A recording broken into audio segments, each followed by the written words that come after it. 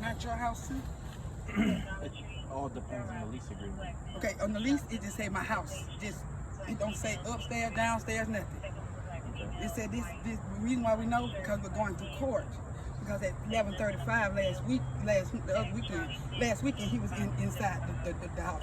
That's why it's locked. He don't call and tell us he coming. He is the landlord, but he's supposed to give us 24 hours notice. And we have a right to deny entry if you didn't. He don't do that. He just come up here. He don't call us, ask us, can he come? And then I understand he owned this place until we move. I understand that. But you got to give the people respect now. You got to give us respect. I got video to prove it. That he been at 11:35 last week when it was raining. He was here and invited somebody. I be here. No, at night. At night. And then one of your police officers made him feel like he can do this because he stood there and told him the same word he told you that he rented us the upstairs. Sir, I got my lawyer and he said the same thing. I need to look at my lease. If you would, I'll put it up. It don't have a preference, upstairs or downstairs. It don't have a preference with upstairs and downstairs. Plus, even if it did, if you're renting me the upstairs, I have to have access to my hot water heater and my furnace. If you're renting the upstairs and that's it, you have to make provisions. Okay, there's a difference between having access and having like full control of who enters and comes out. There's a difference. So you could have access to it, but like if you're not renting it, that doesn't mean you have. But if you along with the house, though, if you got to it comes specify along with it. But like as I said, it's all a civil matter and it's all in the lease agreement. So like if the lease doesn't say that he could come and go. Man, the truth is, I've been working in this property, the basement, for the last 6 months. They've been in here. I've put new structures in the basement. I've put new kitchen, all of that. They've been here. So have you ever let them know? They've always known. No. Well, as far as like coming in, no, never. Not in the basement. If I'm coming up to the top level, I let them know in advance. I show you text messages. Always tell them. Oh no! I tell her, hey, I'm coming. I'm gonna come. Like when I fix the light, I can show you the messages. It's okay. Come here, Matt. I always give them an alert. Whenever a person is entering their space, like the AC quite recently was repaired. Go inside. If you see right back out. If you see this, you have to see what I'm talking about because people can tell you something inside. So for you to go in there and go in the bottom to look to see that the door that leads to the top, there's no lock. There is a lock. I can go right now and lock that door from the bottom. I can go right now to the door upstairs. I can lock it. I don't know why they open it. I put a catch purposefully to shut it so nobody comes down from that side. In fact, I'm gonna go in and shut it when I finish, and I will lock this door. Let me see your car. I just need to get in my car. Because I still own the basement. I never rented it to you. I never rented you the basement. It ain't no specification. That's what my lawyer did. The lease is already over. She hasn't paid me in 2 months of rent. This month she's living for free, and last month. I've already started my eviction process. I haven't had air in 2 months. At this point right now, this is just her doing the most. Air is not mandatory. And right before that, we didn't have hot water. It's a lot of reasons why he ain't got paid. But we understand about that. We would move anyway. But what he ain't gonna do is come over here when he wants to. No, that's not letting him happen. This is just simple. I just need to grab some things from that basement, equipment I bought from Home Depot, take back and return. The whole place over there is demolished. It's not even done yet. This is just all nonsense. So you just need to grab a couple of things? I got some things I got to grab from Home Depot. I got to take back, return. That's it. The whole place is being worked on. Can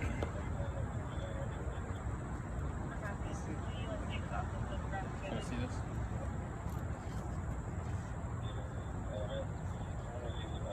this? That's what my lawyer was.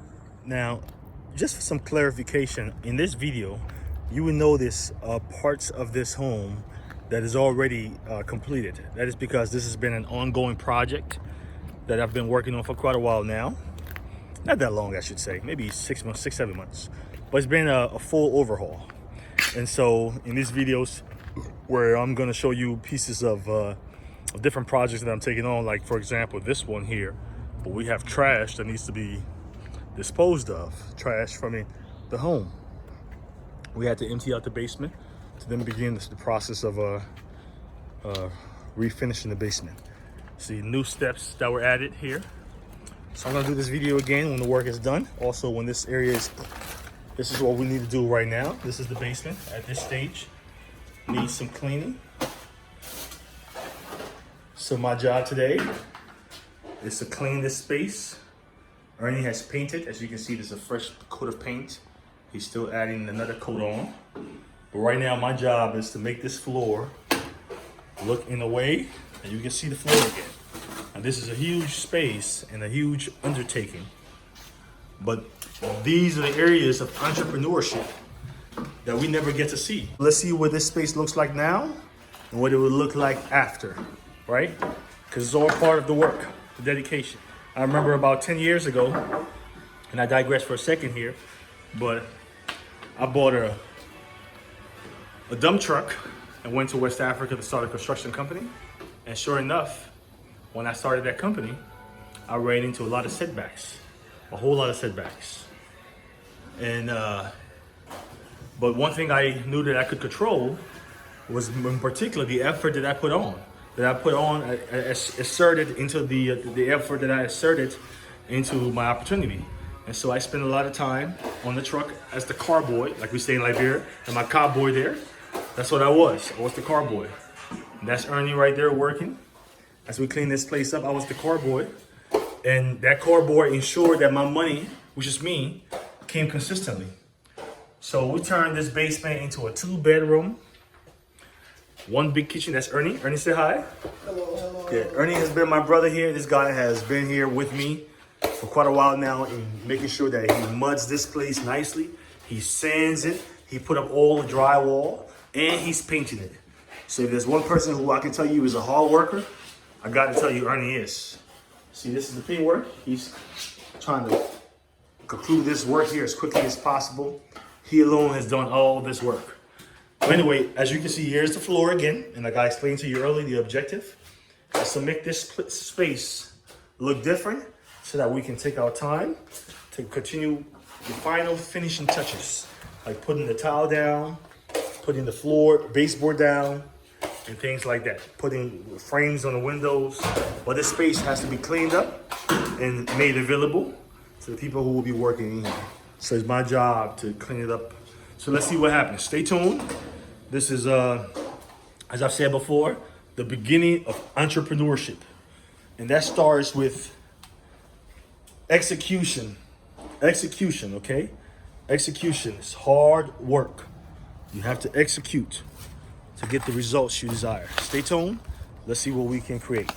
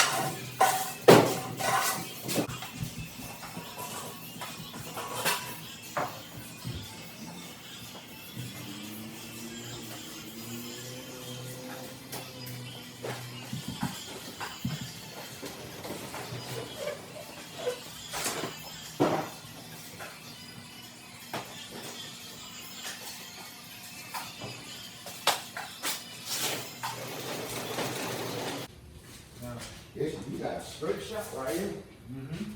Manhandle me over here. Manhandle me like, Zay on the 40 to my wife. Do this, do that. Shit. That's Hey. right.